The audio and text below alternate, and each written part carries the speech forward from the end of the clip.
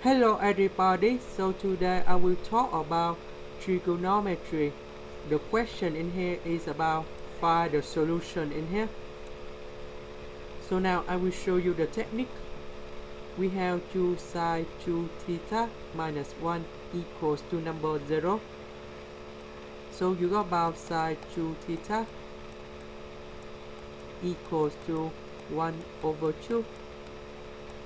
And now we have the answer for this one. We have 2 theta equals to b over 6 plus k to p, and k should belong to z, and z is about integer.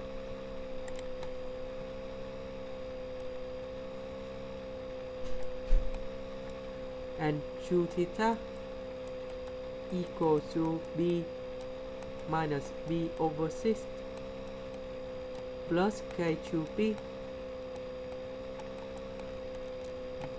and this one we got about theta equal to b over 12 plus kp, and we have theta b minus 1 over 6, you got about 5b over 6,